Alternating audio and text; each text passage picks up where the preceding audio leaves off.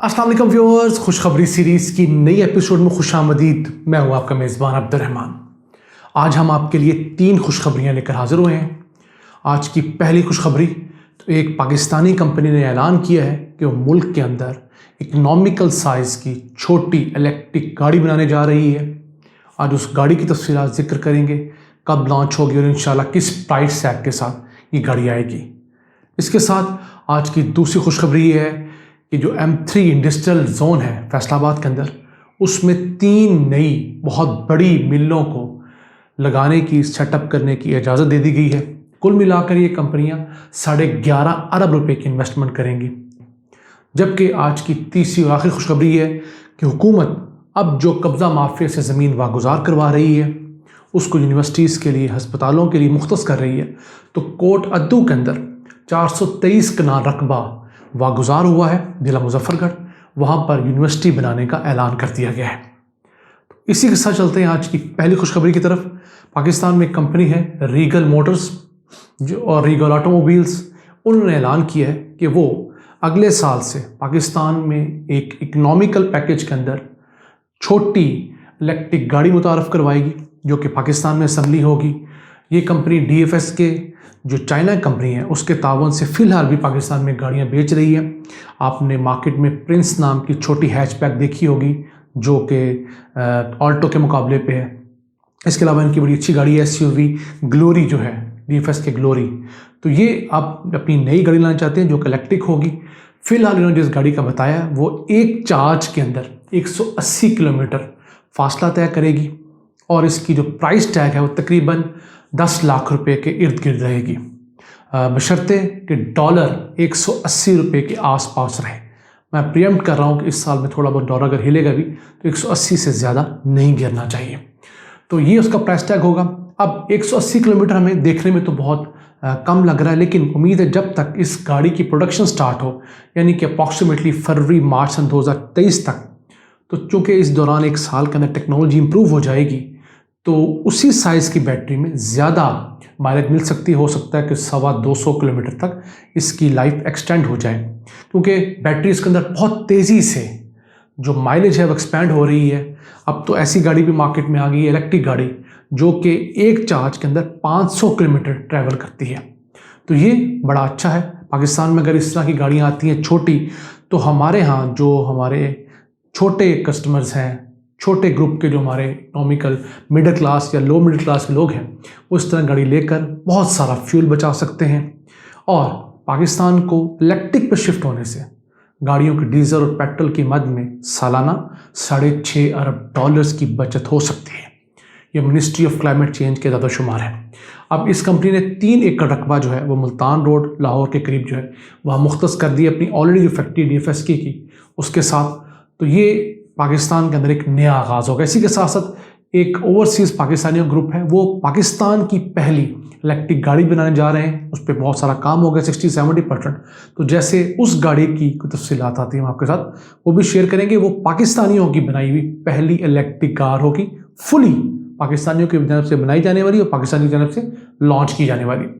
अब देखा जाए दुनिया भर में इलेक्ट्रिक गाड़ियाँ किस तेज़ी से फ़रोख्त हो रही हैं, तो सन 2020 पूरे के अंदर जितनी गाड़ियाँ फ़रोख्त हुई उतनी सन 2021 के पहले 6 माह के अंदर फ़रोख्त हो गई। मैं आपको अमेरिका की फ़िगर दे रहा हूँ।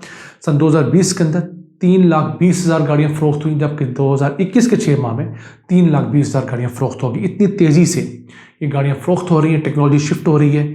फिर सन 2021 के अंदर कुछ 40 लाख से ज़ायद इलेक्ट्रिक गाड़ियाँ फ़रोख्त हुई, 24 लाख से ज़ायद दुनिया भर में प्लग इन हाइब्रिड गाड़ियाँ फ़रोख्त हुई, और इस वक्त 1,60,00,000 इलेक्ट्रिक गाड़ियाँ दुनिया भर में कामयाबी से चल रही हैं।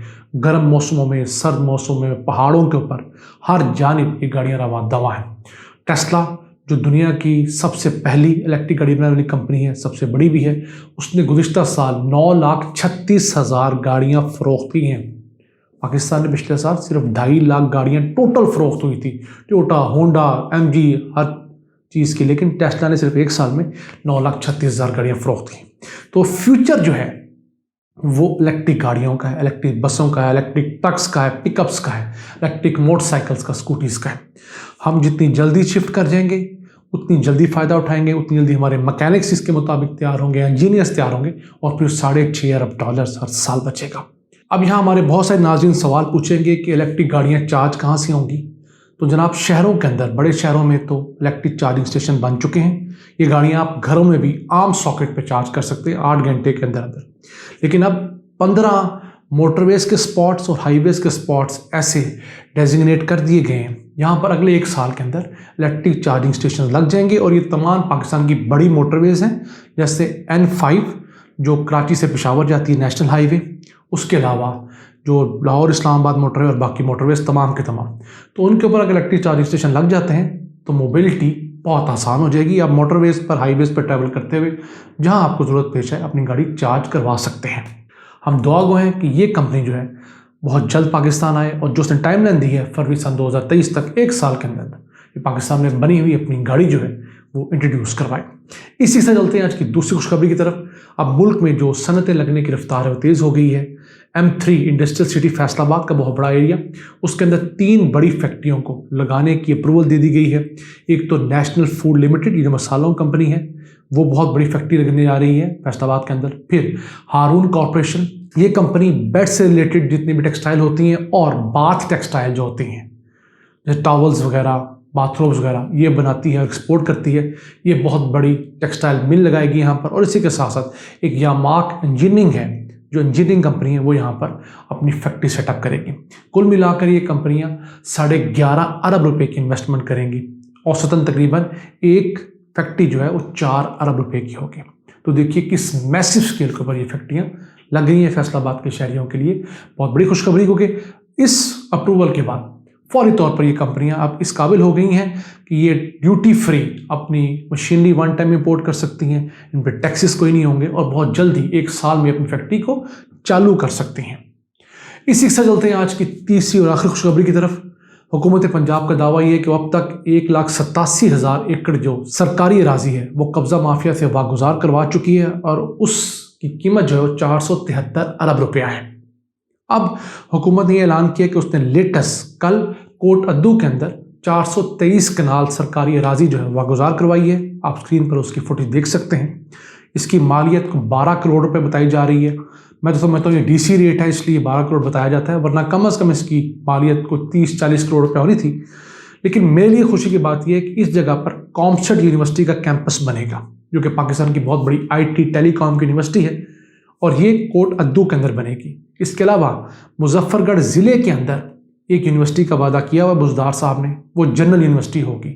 उसके अलावा होगी, न जाने वो कब बनती है उसका पता नहीं, लेकिन कोट अद्दू के हमारे भाइयों के लिए बहुत बड़ी खुशखबरी है। जनूबी पंजाब की एक पसमानदा सी तहसील कोट अद्दू के अंदर Pakistani state of the art COMSATS university का कैंपस बनना इसी बहुत बड़ी खुशखबरी से कम नहीं तो और क्या है।